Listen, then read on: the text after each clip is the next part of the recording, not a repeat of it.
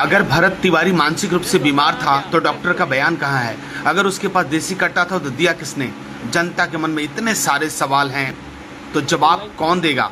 आज मैं किसी पक्ष या विपक्ष में बात करने नहीं आया हूँ, बल्कि उन ज्वलंत सवालों की बात करने आया हूँ जिसका जवाब पूरा देश जानना चाहता है। भरत तिवारी केस बिहार का एक ज्वलंत केस। आइए मैथ्स मिरेकल के शब्दों में समझते हैं। भरत तिवारी केस पर पूरे देश में चर्चा हो रही है। प्रिंट मीडिया बोल रहा है, इलेक्ट्रॉनिक मीडिया बोल रहा है, डिजिटल मीडिया बोल रहा है, सोशल मीडिया बोल रहा है, लेकिन मुझे लगता है कि सबसे महत्वपूर्ण सवालों पर अभी भी उतनी चर्चा नहीं हो रही है जितनी होनी चाहिए। सबसे पहले कहा गया कि भरत शर्मा मानसिक रूप से अस्वस्थ है। अगर ऐसा था तो उसका इलाज कौन कर रहा था? उस डॉक्टर का बयान कहाँ है? अगर अस्पताल में इलाज चल रहा था तो डिस्चार्ज क्यों किया गया? अगर पुलिस को उसकी मानसिक स्थिति की जानकारी थी तो क्या उसके लिए उसने कोई विशेष निगरानी व्यवस्था की थी? दूसरी बात, कहा गया कि उसने कई राउंड फायरिंग की है।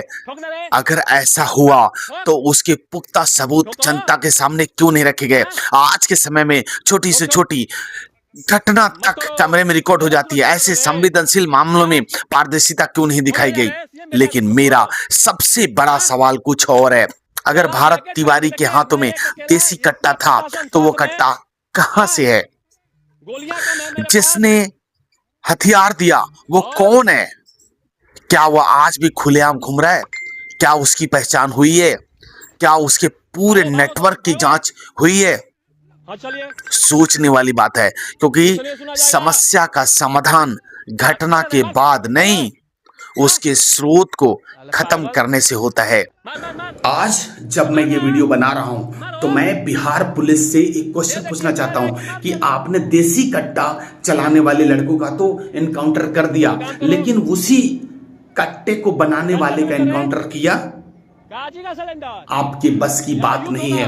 आपने भू माफिया का, आपने खनन माफिया का, आपने ड्रग माफिया का, आपने बालू माफिया का, आपने गौ तस्कर का, आपने घूसखोरों का, आपने कमीशन खोरों का, इवन दलालों का एनकाउंटर किया?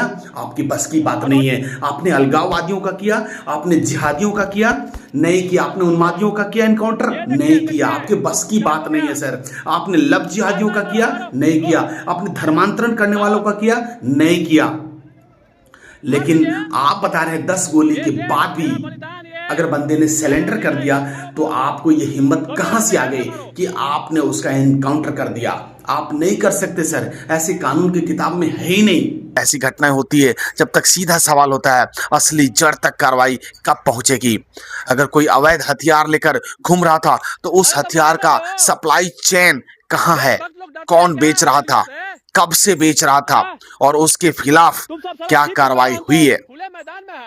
अब मान लेते हैं कि पुलिस का हर दावा सही है, तब भी सवाल खत्म नहीं होते। अगर किसी व्यक्ति ने आत्मसमर्पण कर दिया तो उसके बाद पूरी घटना की निष्पक्ष, पारदर्शी और स्वतंत्र जांच क्यों नहीं होनी चाहिए थी? अगर जनता के मन में संदेह है तो उसे दूर करने के लिए सभी उपलब्ध वैज्ञानिक जांचों का उपयोग क्यों नहीं किया जाए? मेरा मानना है कि जहां कानूनी रूप से उचित हो वहां polygraphy test, scientific evidence, digital forensic, call record, video record और हर उपलब्ध तकनीकी साक्ष्य की जांच होनी चाहिए, ताकि सच्चाई के बिना किसी शक के सामने आ सके।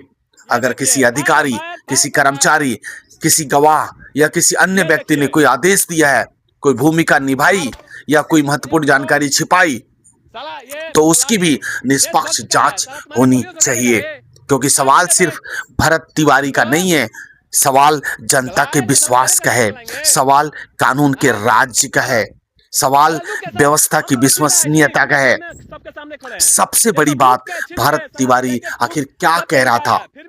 भरत तिवारी हर वीडियो में गांव की बदहाली की समस्या दिखाता था। वह विकास, सड़क, बाढ़, प्रशासनिक उपेक्षा, कई मुद्दों की बात करता था। अगर कोई व्यक्ति लगातार किसी समस्या को उठा रहा था तो उन समस्याओं की भी जांच होनी चाहिए, क्योंकि कई बार घटना से ज्यादा महत्वपूर्ण उसके पीछे के कारण होते हैं। मेरी राय में इस पूरे मामले को केवल एक घटना की तरह नहीं देखना चाहिए। हमें सोर्स ऑफ प्रॉब्लम तक पहुंचना होगा। हथियार कहां से आया, समस्या कहां से शुरू हुई, प्रशासन कहां चूक गया, सिस्टम कहां कमजोर पड़ गया,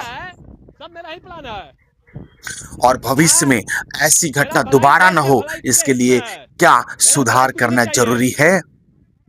देश को एक यूनिफॉर्म इन्वेस्टिगेशन चार्टर की जरूरत हो रही है।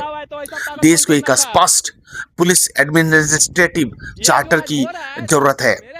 देश को ऐसी व्यवस्था की जरूरत है जहां पे सरकार बदलने से कानून का बदलाव ना हो, कानून का व्यवहार ना बदले, और सबसे जरूरी और संवेदनशील मामलों में वर्षों तक नहीं, समयबद्ध तरीके से न्याय मिले।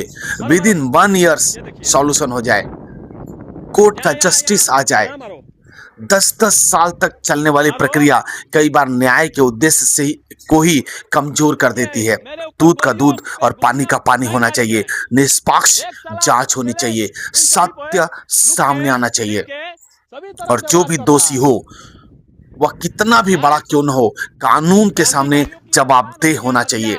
लोकतंत्र में सबसे बड़ा सवाल किसी व्यक्ति का नहीं बल्कि सत्य का होता है, और जब तक सत्य सामने नहीं आता तब तक सवाल जिंदा रहते हैं।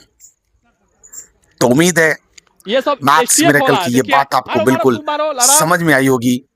अगर आपको समझ में आई होगी या कुछ ऐसी बातें रह गई हो जो आप मुझसे कहना चाहते हो तो कमेंट में जरूर अपना कमेंट कीजिएगा। मिलते हैं किसी अगले वीडियो में, तब तक के लिए जय हिंद।